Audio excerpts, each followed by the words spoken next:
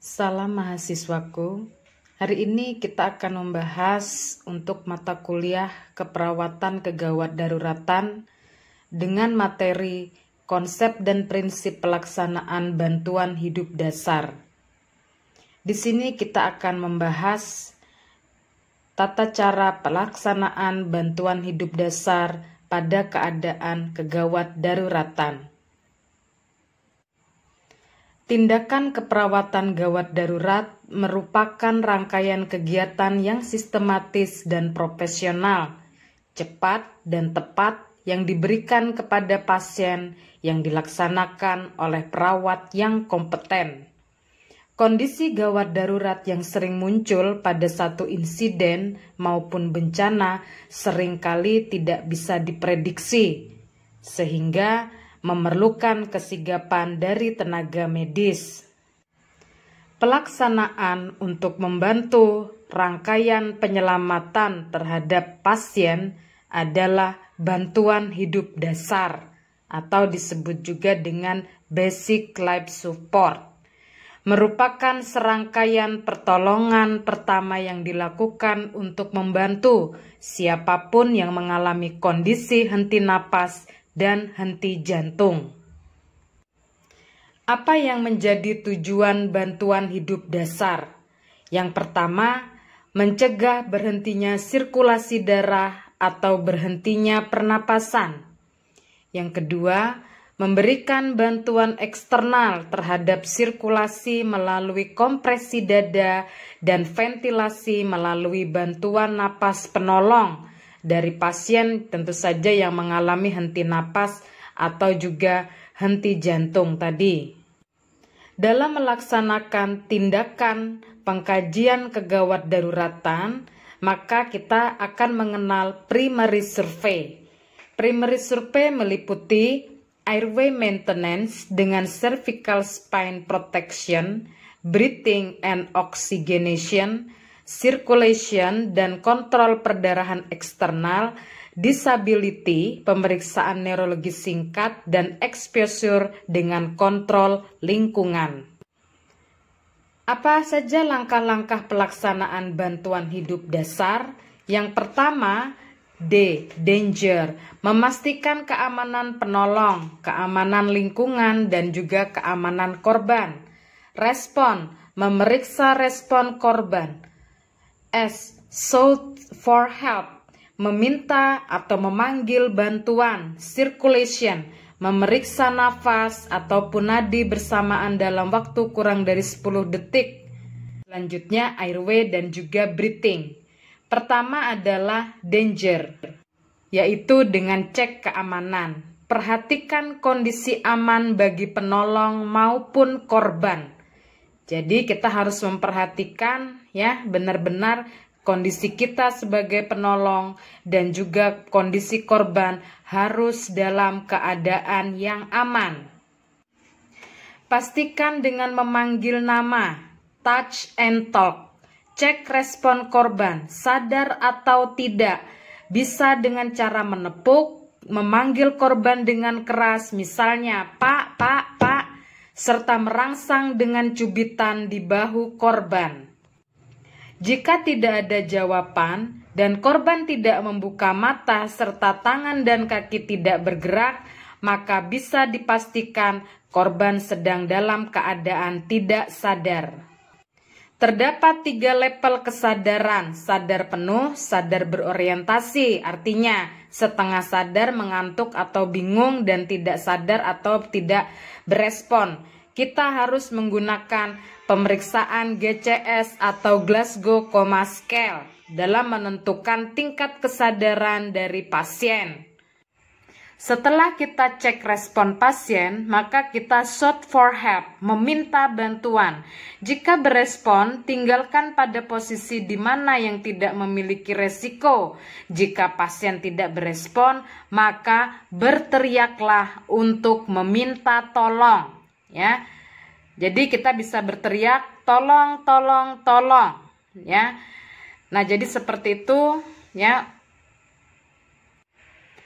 Tahap selanjutnya, apabila kita sudah meminta bantuan, maka kita harus melakukan cek nadi karotis. Ini merupakan bagian dari circulation, yaitu kita dengan menekan nadi karotis sebagai mekanisme untuk menilai henti jantung.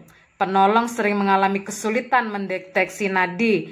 Jika lebih dari 10 detik nadi karotis sulit dideteksi, maka kompresi dada harus segera dimulai. Kompresi dada dilakukan dengan cepat, push and hard. Kecepatan adekuat setidaknya 100 kali per menit. Ya. Kedalaman adekuat untuk dewasa 2 inci atau 5 cm, anak itu lebih kurang 5 cm, dan bayi 1/3 ataupun juga lebih dari 4 cm.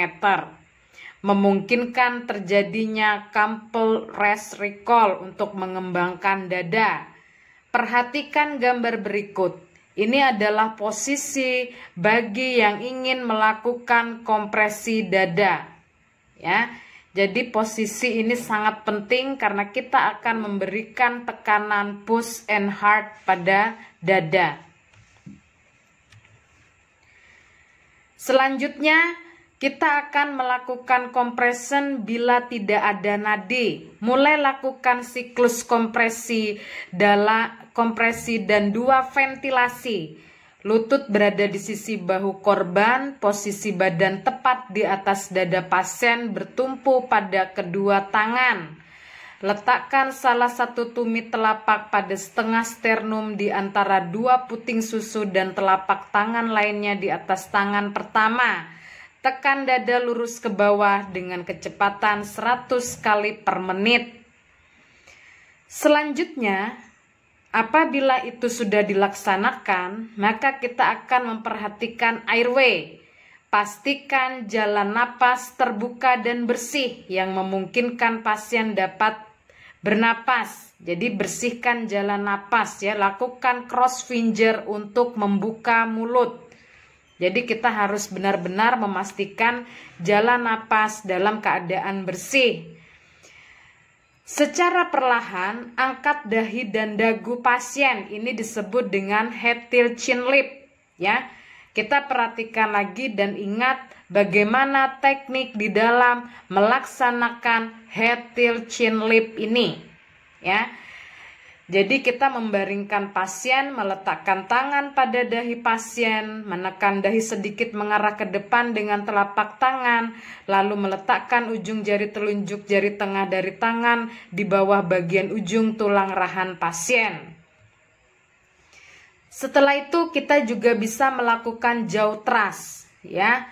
Mendorong ramus vertikal mandibula kiri dan kanan ke depan sehingga barisan gigi bawah berada di depan barisan gigi atas, atau menggunakan ibu jari masuk ke dalam mulut korban dan bersama-sama dengan jari lain menarik dagu korban ke depan sehingga otot-otot penahan lidah teregang dan terangkat.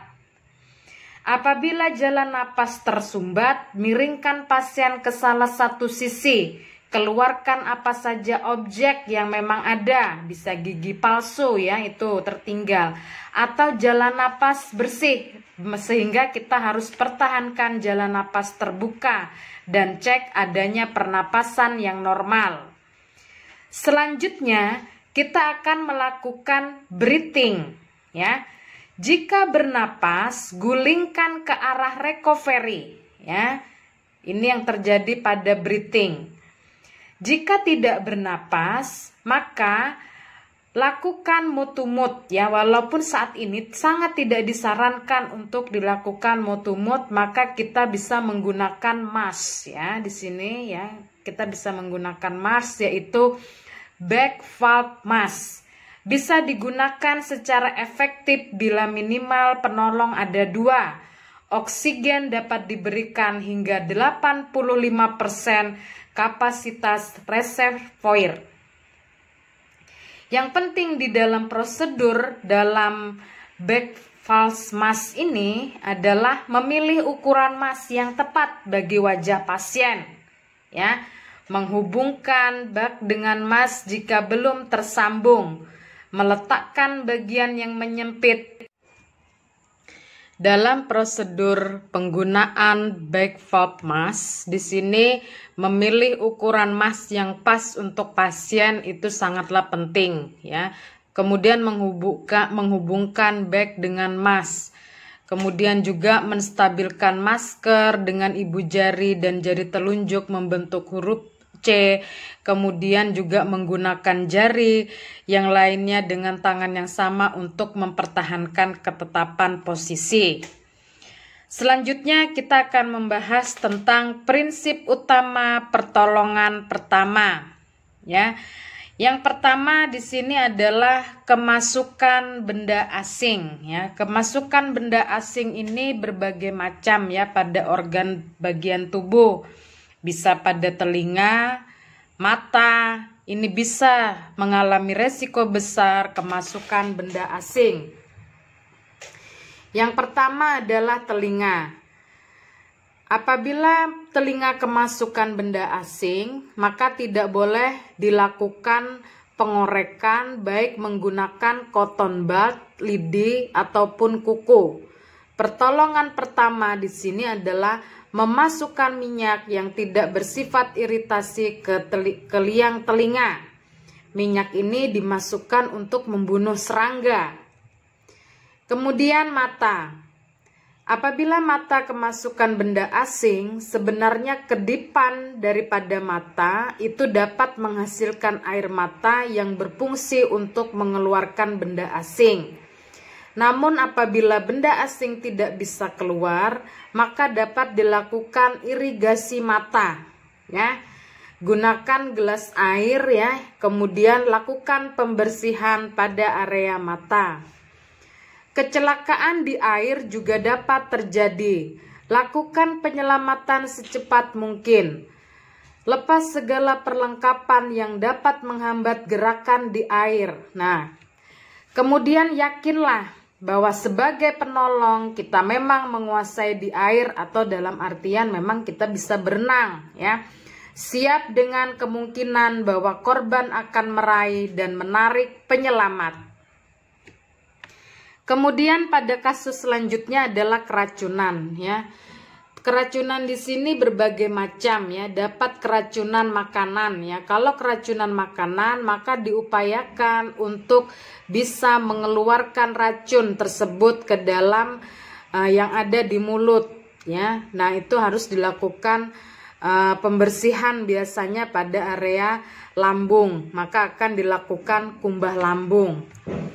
Kemudian keracunan dihirup ya, apabila ada terhirup udara yang tercemar ya, gas karbon ya, jika penderita muntah dalam posisi berbaring, maka miringkan kepala ke samping untuk mencegah tersedak.